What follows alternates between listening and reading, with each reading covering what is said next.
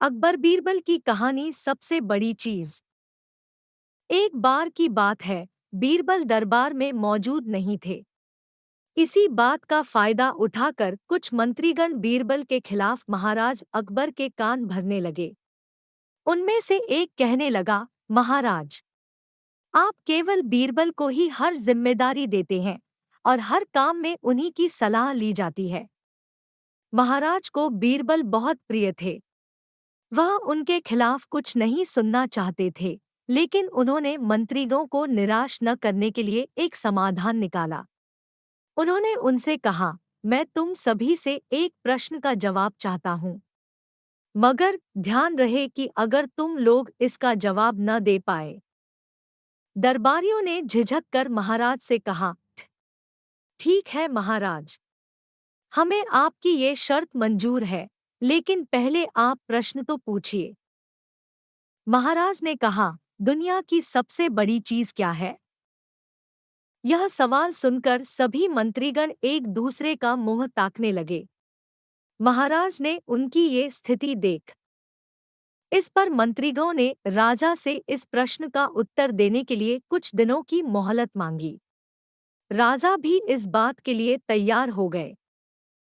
महल से बाहर निकलकर सभी मंत्रीगण इस प्रश्न का उत्तर ढूंढने लगे। पहले ने कहा कि दुनिया की सबसे बड़ी चीज भगवान है, तो दूसरा कहने लगा कि दुनिया की सबसे बड़ी चीज भूख है। तीसरे ने दोनों के जवाब को नकार दिया और कहा कि भगवान कोई चीज नहीं है और भूख को भी बर्दाश्त किया जा सकता है। इसलिए राजा के प्रश्न का उत्तर इन दोनों में से कोई नहीं है। धीरे धीरे समय बीतता गया और मोहलत में लिए गए सभी दिन भी गुजर गए। फिर भी राजा द्वारा पूछे गए प्रश्न का जवाब न मिलने पर सभी मंत्रीगणों को अपनी जान की फिक्र सताने लगी। कोई अन्य उपाय न मिलने पर वो सभी बीरबल के पास पहुंचे और उन्हें अपनी पूरी कहानी सुनाई। बह बीरबल पहले से ही इस बात से परिचित थे। उन्होंने उनसे कहा, मैं तुम्हारी जान बचा सकता हूँ, लेकिन तुम्हें वही करना होगा जैसा मैं कहूँ। सभी बीरबल की बात पर राजी हो गए। अगले ही दिन बीरबल ने एक पालकी का इंतजाम करवाया।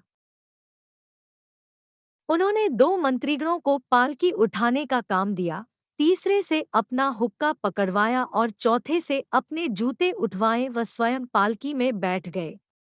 फिर उन सभी को राजा के महल की ओर चलने का इशारा दिया। जब सभी बीरबल को लेकर दरबार में पहुंचे तो महाराज इस मंजर को देख कर हैरान थे। इससे पहले कि वो बीरबल से कुछ पूछते, बीरबल खुद ही राजा से बोले, महाराज, दुनिया की सबसे बड़ी चीज गरज होती है। अपनी गरज के कारण ही ये सब मेरी पालकी को उठाकर यहाँ तक ले आए हैं।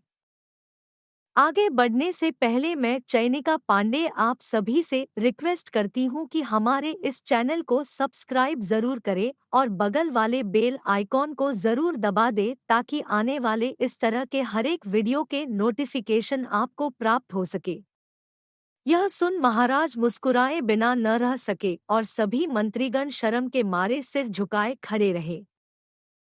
कहानी से सीख।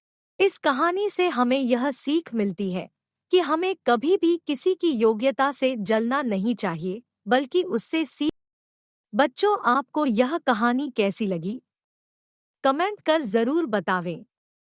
हमारा चैनल आपके लिए समय समय पर कुछ ऑफर भी आपके लिए लाता रहेगा। आथर डिस्क्रिप्शन बॉक्स को भी चेक करते रहेंगे। धन्यवाद। चैनल को सब्सक्राइब करना मत भूलना।